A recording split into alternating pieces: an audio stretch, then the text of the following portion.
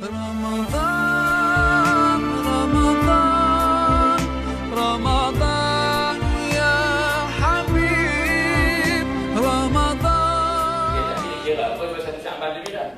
Nampak nak bulan macam-macam dia tak kira, dia tengok sudah kalender, oh hari 29 Syaban malam tengok nak bulan. Yang berjuang ke itu pun dia akan tengok pada apa? Takwim, tarikh untuk anak bulan. Takwim itulah takwim falaki. Nampak tak? Itu kegunaan dia. Dan kita juga selalu buat pelolor lah, kita ada buat melawak. Kalau hampa ni nak pakai mesti kena bulan. Maknanya kamu kena berkira yang berasa sepanjang tahun untuk tentu awal bulan sebagai contoh, kan? Termasuklah untuk tentukan satu Zulhijjah pun kena pakai anak bulan. Jadi kadang-kadang kamu hanya perjuangkan itu pada dan tentu sahaja, tapi yang sikit yang lain pula, yang contoh macam solat, kamu dah tak tengok bulan dah, dan kamu tak tengok matahari pun. Kalau kamu bila perjuangkan puasa dengan melihat anak bulan, kamu juga kena perjuangkan apa? Solat fardu, waktu solat dengan matahari. Kalau ikut asalnya ukuran waktu solat dengan apa? Bayang matahari betul tak? Kalau dah berinci sedikit, maknanya masuk zuhur, berinci banyak, 2 kali ganda bayang kan? Sekali dalam sehari, dah masuk waktu asar, hilang matahari kan? Daripada ufuk barat, masuk maghrib, hilang cahaya merah di langit, masuk waktu isyak. Nampak tak? Naik cahaya merah belah timur, masuk waktu subuh. Contohlah, naik fajar sadiq sebagai contoh. Jadi dia berpadu pada matahari. Tapi hari ini kamu ni dalam bab memperjuangkan melihat bulan, tidak merujuk pada falak secara mutlak. Tiba-tiba awak solat hanya melihat pada takwim juga. Faham tak? Pukul berapa hari Zuhur? Pukul 12 minit. Dah masuk? Dah. Tengok jam 12 minit. Oh dah Zuhur. Kita mau solat. Tak tunggu azan lah. Sebab apa? Melihat hanya pada takwim tersebut. Takwim adalah takwim falaki. Sebab itu kita kena ambil jalan tengah. Ahli falak pun dia untuk memudahkan kiraan hisab, dan dia juga berpegang dengan ru'yah. Faham tak ni? Tak ada siapa-siapa dengan ahli falak ni yang pernah takwim saja. Dia kata okey, kalau kita dah kira tahun ni kan, puasa ada Syaban 30, makanya malam 9, malam 30 jangan tengok nak bulan. Tak ada siapa kata lagu tu pun. Ahli falak pun dia akan tengok bulan malam tersebut. Faham tu tak ni? Jadi kita ambil dua sekali lah. Baik, ingat fungsi falak memudahkan kira hisab, takwim, dan melihat bulan itu tunda syarak. Kerana segalanya tak mustahil berlaku. Walaupun falak kata bulan tahun 30 Syaban, dengan izin Allah nampak nak bulan, nampak dah. 29 Syaban, ustaz ni nak kena ubah lah kalender. Dia tak ubah. Habis tu tambah tinggi. Kan? Faham tu tidak? Tak apa lah. Anda boleh puasa tapi raya lama kan? Raya 31 hari. Tak apa lah. Sambung kemudian berikutnya tentang muka surat 27.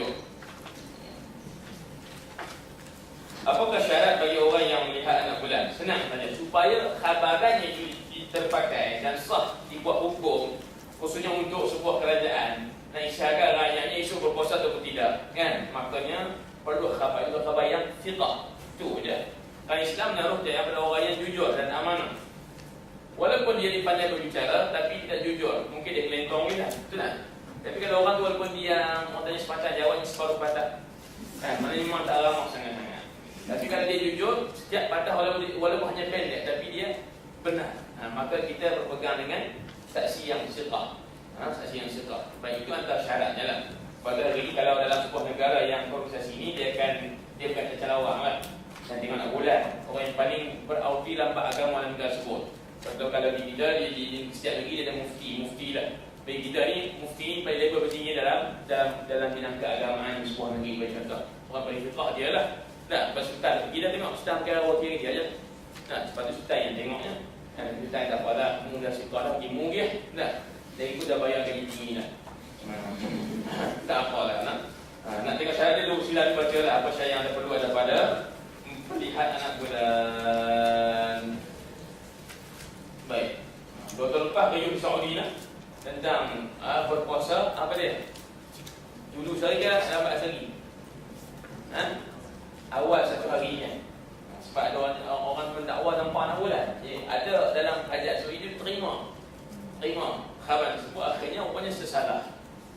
Dia kena bayar pula bahasanya banyak fidyah untuk rakyat juta-juta riyal Saudi jugalah. Yalah kadang-kadang nampak janggut tu okey dah. Pokoknya kerentong juga kadang-kadang ada lah kan. Dan bukan tu semua orang. Maksudnya gitu. Kemudian yang berikutnya 30 tentang apa? Kita sahabat 30 dia tak nampak 6 bulan. Kemudian 31, 32 tentang falak. Falak ni kita baca sikit. Kaedah ilmu falak dalam penentuan suatu bulan dalam Islam merupakan satu susunan ilmu yang moden yang kita pakai pada zaman sekarang. Baik, kaedah ini tidak digunakan pada guru-guru yang pas. Kaedah ilmu falak ini bukan sekadar menentukan bulan Ramadan sahaja, bahkan juga menentukan semua bulan berdasarkan kiraan falak. Betul. Berdasarkan tahun solat yang telah sedia ada, tanpa perlu mengukur bayang-bayang dalam setiap kali menentukan waktu solat. Ingat, falak ni melibatkan dua bentuk kajian. Pertamanya bulan, pergerakan bulan yang kedua pergerakan matahari. Bulan untuk menentukan bulan dan matahari untuk menentukan waktu solat. Baik, keduanya daripada Islam. Belakang ini kita tajuk lama tak kita ulang. Tahun Masihi pun tahun Islam juga. Ni tahun Hijri pun tahun Islam. Hijri bergantung pada pergerakan bulan, Masihi bergantung pada pergerakan matahari. Semua cerita Allah belakang. Ada ketika saya buat ibadat pakai bulan, ada ketika buat ibadat pakai matahari. Puasa pakai bulan, semayang pakai matahari. Itu tak? Bukan semayang ikut gambar matahari. Gambar matahari dia semayang tak ada semayang, dia niat sahaja. Jangan selalu lah. Maksud saya ada tempat kita ada satu bawakan pahaman dipanggil agama matahari. Tak? Agama matahari dia ni semayang, puasa dan sebagainya dengan niat sahaja. Makan, minum, tapi niat puasa lah. Pelik sikit. Itu ajaran matahari.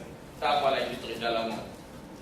Baik, rata-rata ulama menerima akan kaedah ini kerana ketepatan dan mudah dalam menentukan keputusan yang melibatkan ilmu falak dan astronomi selagi mana tidak bertentangan dengan syariat. Sebab itulah bila falak pun dengan terbukti dengan expert pada bertahun-tahun lama, 20 lamanya terbukti tepat dengan kiraan dengan melihat bulan, lalu diterima pakai para fuqaha.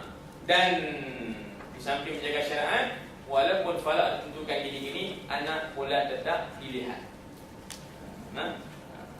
Apa dicerak, mencerak anak bulan. Pokok bulan itu keriba kan, mana tahu. Jadi muka surat berikut 34. Catat sikit untuk untuk ahli falak zaman dahulu. Alatan yang pakai dalam namanya robot. Dipanggil robot. Robot ni maknanya dia macam kamu punya tu lah. Pengukur kayu gol. Dia ada bulat kan? Bulat berapa darjah? 360. Kalau robot apa? 90 lah. Dia 90 tu alat tu satu je. Dia satu dia bagi suku bulatan. Jadi kau ukur kailat tu lah dengan dia baca, dia tengok padang yang kosong. Matahari akan bergerak atas dia akan tengoklah. Itu penentuan dia. Kemudian 34 soalannya, adakah kaedah yang falak itu lebih baik daripada kaedah melihat anak bulan? Baca. Kemudian 36 hukum berpuasa. Pertamanya wajib. Puasa wajib ni jelas Ramadan, ganti puasa apa yang qada lah. Kemudian nazar, puasa nazar.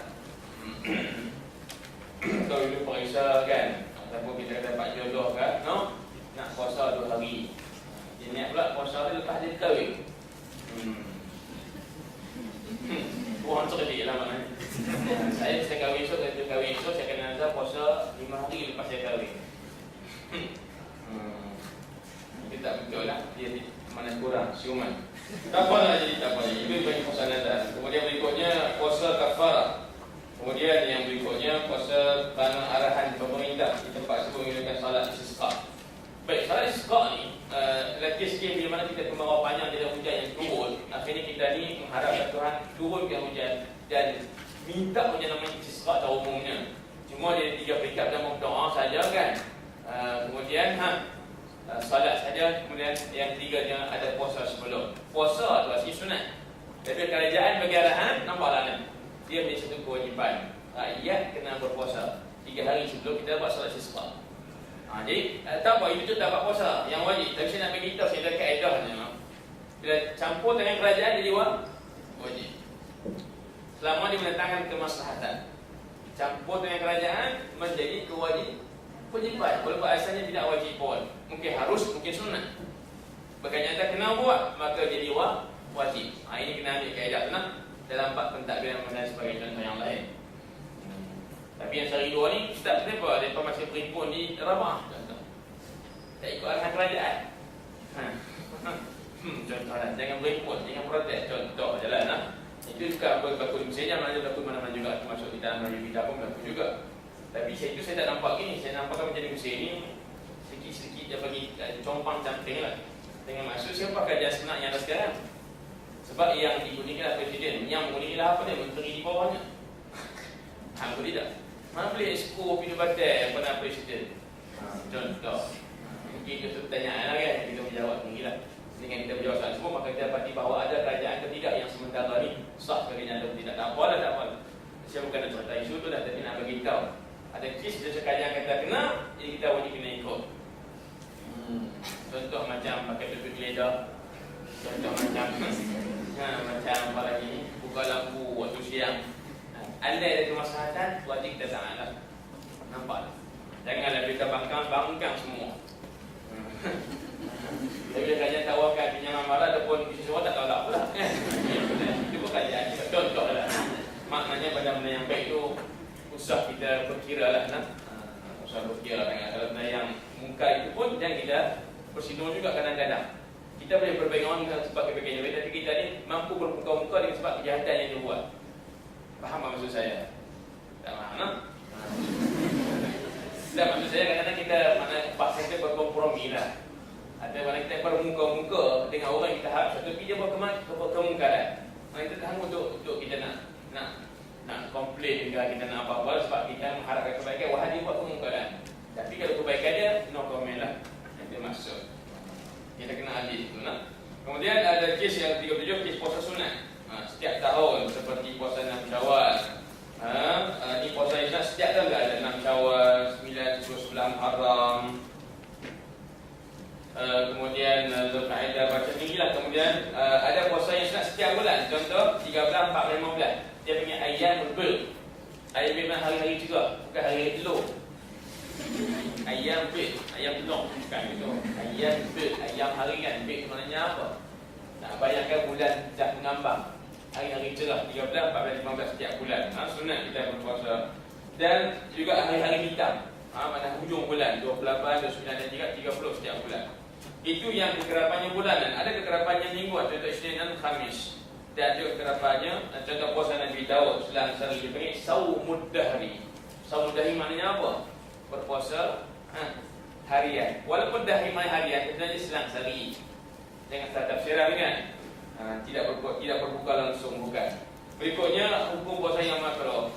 Antaranya ialah puasa tunggal pada Jumaat atau Sabtu atau Ahad. Setengah ulama kata haram. Setengah ulama kata kalau kita sengaja puasa sunat hari Jumaat sahaja, tidak ada Sabtu selepasnya. Puasa Sabtu sahaja, tidak Ahad. Puasa Ahad sahaja, tidak Sabtu dengan Isnin sebelumnya, selepasnya, maka hukumnya makruh. Dan setengah ulama kata haram. Itu terlalu panjang lah. Kemudian berikutnya puasa 9 tahun. Maknanya puasa tanpa berbuka. Tak berbuka ni bukan maksudnya tak buka puasa. Maknanya setiap hari puasa. Ikut time puasa lah, cumanya dia setiap hari puasa. Itu maksud yang dimakruhkan. Kemudian berikutnya puasa yang haram. Antaranya ialah apa? Puasa isteri tanpa izin suami. Dalam kes puasa sunat, jangan dikaitkan puasa Ramadan. Saya tak ada puasa ni sebab suami saya larang. Puasa apa Ramadan? Tak betul lah. Itu kewajipan Allah dari arahan suami lah. Namun sikit puasa sunat, isteri hamil kan. Faham ni? Jadi itu belum dapat izin suami. Kalau suami dia izin, boleh puasa. Jika suami larang, dihalalkan puasanya. Mungkin dia berhajat kita kan pada hari puasa tersebut. Kita juga tambah amalan je. Yang suami itu peling untuk orang faham kan? Kita maksud. Kemudian berikutnya haram puasa juga. Antaranya dan tidak sah pun. Antaranya hari raya 10 Zulhijjah, 1 Syawal dan juga hari-hari Tasyrik. Dan juga hari Sambung 39. Syarat wajib puasa Islam.